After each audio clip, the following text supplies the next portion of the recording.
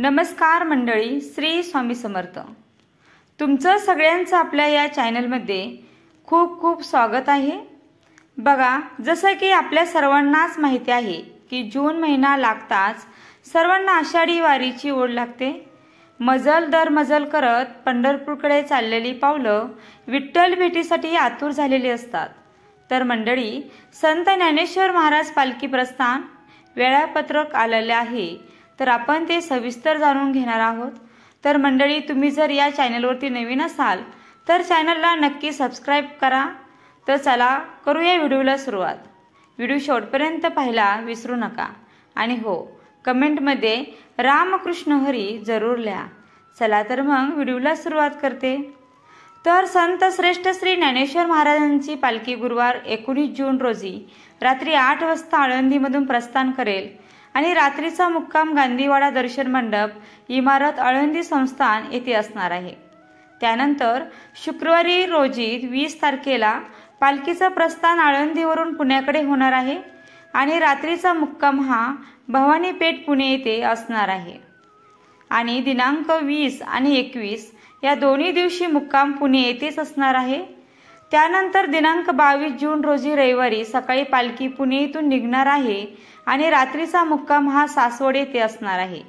22 आणि 23 या दोन रोजी मुक्काम हा सासवड येथेच असणार आहे।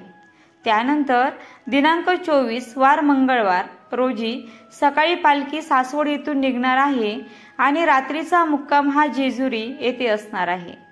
त्यानंतर दिनांक 25 आणि वार बुधवार रोजी सकाळी पालखी जेजुरी येथून निघणार आहे आणि रात्रीचा मुक्काम वाल्हे येथे असणार आहे।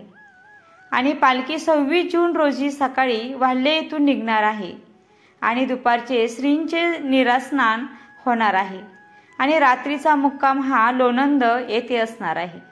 त्यानंतर 27 जून रोजी सकाळी पालखी लोणंद येथून निघणार आणि चांदोबाचा लिंब येथे पहिले उभे रिंगण होणार आहे आणि रात्रीचा मुक्काम हा तरडगाव येथे असणार आहे।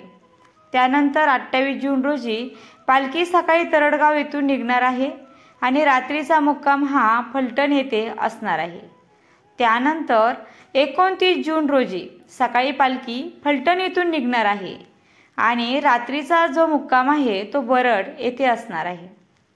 तर त्यानंतर 30 जूनला पालखी सकाळी बरड येथून निघणार आहे आणि रात्रीचा जो मुक्काम आहे तो नातेपुते येथे असणार आहे। त्यानंतर 1 जुलैला सकाळी पालखी नातेपुते येथून निघणार आहे आणि पुरंदवडे येथे पहिले गोल रिंगण होणार आहे आणि त्यानंतर रात्रीचा जो मुक्काम आहे तो माळशिरस येथे असणार आहे।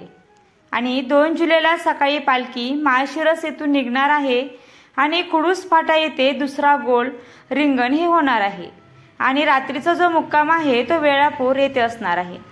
त्यानंतर दिनांक 3 जुलै रोजी पालखी सकाळी वेळापूर येथून निघणार आहे आणि ठाकरबुवांची समाधी येथे तिसरे रिंगण होणार आहे आणि रात्रीचा जो मुक्काम आहे तो भंडी शेगाव येथे असणार आहे।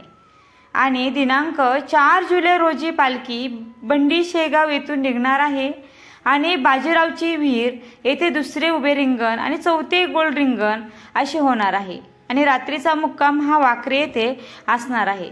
आणि त्यानंतर दिनांक 5 जुलै रोजी पालखी वाकरे येथून निघणार आहे आणि पादुकाजवळ आरती व उभे तिसरे रिंगण होणार आहे आणि रात्रीचा जो मुक्काम आहे तो पंढरपूर मध्येच असणार आहे आणि त्यानंतर मुक्काम हा 4 दिवस पंढरपूर मध्येच असणार आहे आणि नंतर परतीचा प्रवास सुरू होणार आहे।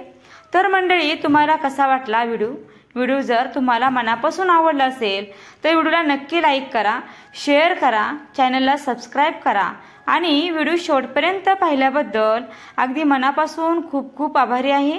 धन्यवाद। श्री स्वामी समर्थ। रामकृष्ण हरी।